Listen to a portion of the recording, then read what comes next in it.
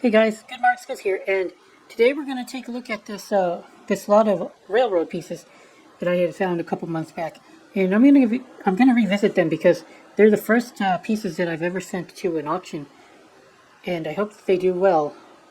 The auction is rarauctions.com, and this lot ends on I think May 5th. These pieces. And they're like numbers 3200 or so on the day one of their auctions. You can see in the website and find them pretty easily. They call the sugar caster a mufflineer, and that's going for $60 right now. There's a couple of days left. It's the best performing piece I have out of that lot, and the bowl is doing okay. It's at $30, but the two teapots haven't a bid yet. Well, there's still a couple of days left, and usually, auctions can stay really low until it's time to bid, and then people come out of the woodwork. So hopefully that happens. I'm a little bit worried because I want them to go at least for $40 a piece. I'm glad that one of my pieces is already at 60, so that's really nice to see. And hopefully, yeah, they close out good, but let's go take a look at them again. Hey guys, Good Marks Goods here. Now, I've said before on my very channel that most of the silver plate that I find is worthless to a collector, and nobody will want it. It has no appeal, no collector appeal, and because of the practical problems with silver plate, including tarnishing or the plate peeling off, it's also a hard sell for people to want to buy to use around the house.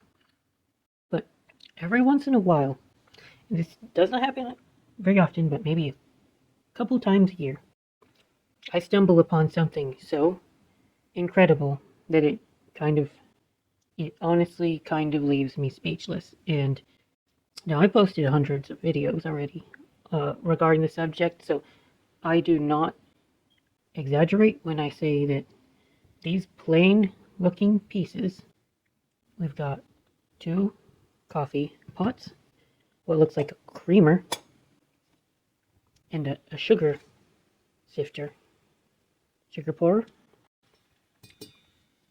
These are something really special. Once in a while, I find historic artifacts just hiding in plain sight, and this is one of these times. Every so often, I come across the railroad memorabilia. This is where two industries kind of collided a little bit. The silver plate industry, which, as you guys know, it's not doing too well anymore, and the railroad industry. Also, well, it's still around, I think, but the romantic era of trains, that's kind of over. But so these pieces are relics of that romantic era of trains, and each piece has got its little railroad stamp. This one, it's a Salt Lake route. Now, I do not know anything about railroad memorabilia.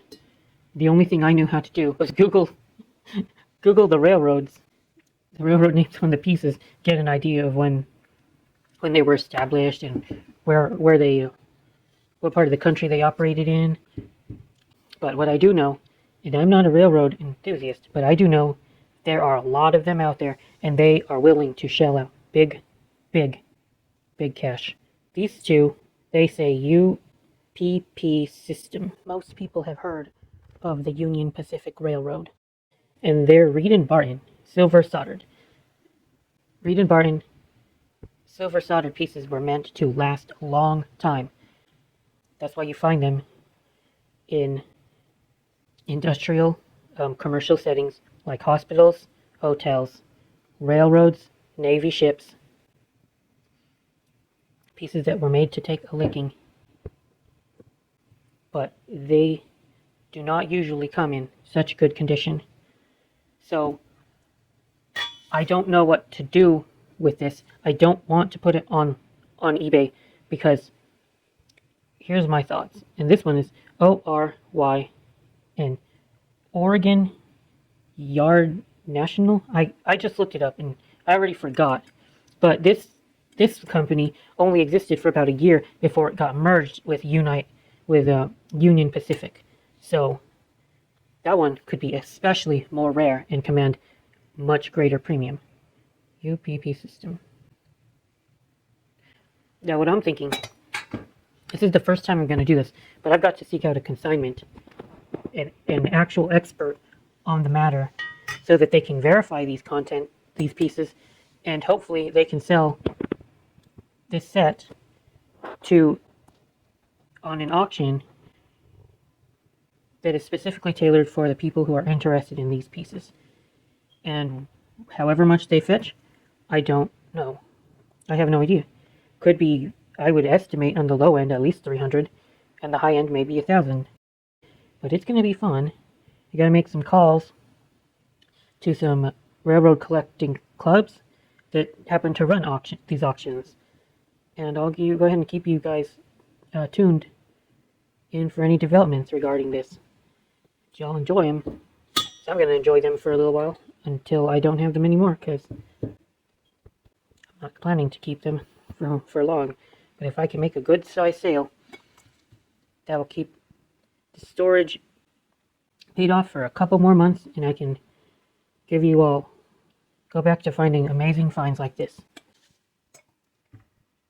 For old silver soldered pieces, they look fantastic, and it doesn't surprise me. The only thing that will cause the silver soldered piece to be damaged is if you dropped it over and over again. But these were clearly taken well care of.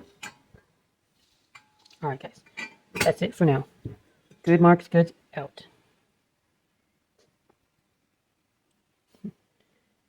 So cool.